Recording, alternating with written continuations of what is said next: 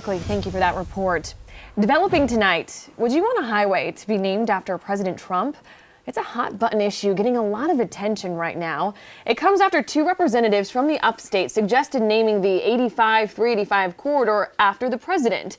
Others say it's a message they can't stand behind. And as the impeachment trial continues, we're asking neighbors what they think. Fox-Carolina's Shell Ramin's been digging into this today. So, Shell, what are people saying? Well, Cody, believe it or not, one of the representatives I spoke with was actually pretty skeptical of President Trump taking office, but says he has been pleasantly surprised. It's why he wants to name what we know as the Gateway Corridor now after President Trump, while others say it will send a wrong message about Greenville and the upstate. We honor our football champions with signage by the road, and so, this is no different. So when you're traveling through South Carolina, know that South Carolina stands behind President Trump. I mean, who the heck names a highway after a president who's just been impeached?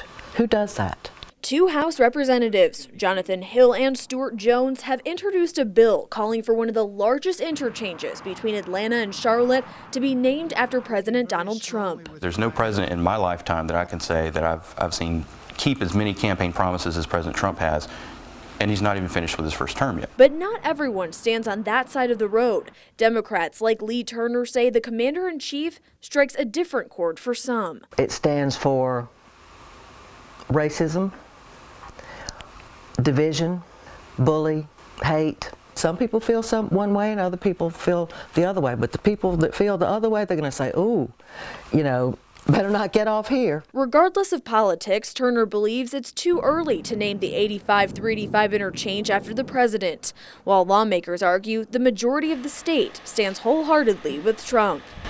We just want to say thank you to President Trump for the work he's doing. We stand with him against the deep state and the socialist swamp that he's fighting against. Turner says the state has many issues to overcome, and debating the name of an interchange will only waste time and money. I think it puts a label on us that at least 45% of us do not want.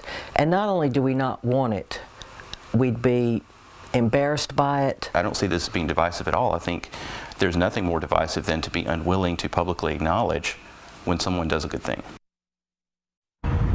Now, a big concern here is the time it will take to debate this bill, whether that be legislators or just everyday people. While the representatives I spoke with say there's really not a whole lot to debate, the state feels very strongly. Of course, this bill right now sits in the Resolutions Committee, and we will be following its progress. For now, reporting live in Greenville County tonight, I'm Shell Ramin, Fox Carolina News Tonight.